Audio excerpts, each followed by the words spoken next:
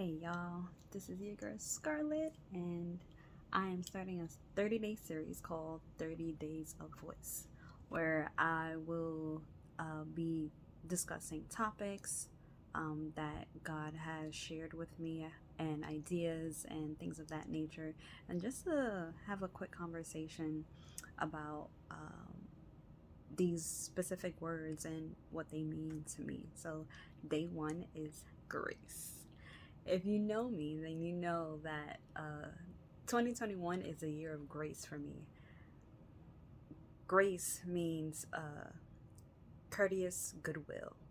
And as a black woman, as a woman who has been dealing with a lot of health issues, a woman who is following God, and a bunch of things, I've learned throughout the years that I work my butt off, but I haven't given myself enough grace or time to rest and give myself a space to rest properly. So, grace for me means allowing myself to be taken care of, allowing people to love on me, allowing my heart to be open in different ways, allowing things that I have been taught to not allow in my life, or I have been taught to steer away from, and opening my heart, mind, body, spirit, and soul by pouring into myself first,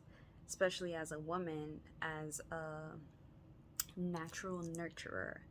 I spend a lot of my years and a lot of my time giving people love and attention and pouring into other people.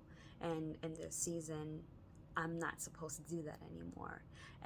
Or I'm not supposed to do that as much anymore.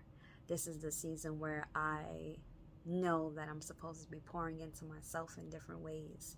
So this is what I'm doing. I haven't been on social media for a month, and to be honest, I don't know when I'm going back. And I'm okay with that. I am content with that because I know that the work that I've been doing and the work that I will continue to do is going to do something inspirational and magical for me. So this year I had to give myself a lot of grace and a lot of space to allow myself to feel, allow myself to accept love, which was very hard and it's still very hard. Allowing people, my loved ones, my village, to want to be there for me and want to pour into me in ways that I didn't know that I can get. And it's been quite a journey. It's been scary to say the least, but it has taught me so much in the past 30 days. I know that this is something that I was called to do, and I'm not sure where it's gonna go, but I know I'm giving myself enough grace to let things flow the way that it's supposed to flow.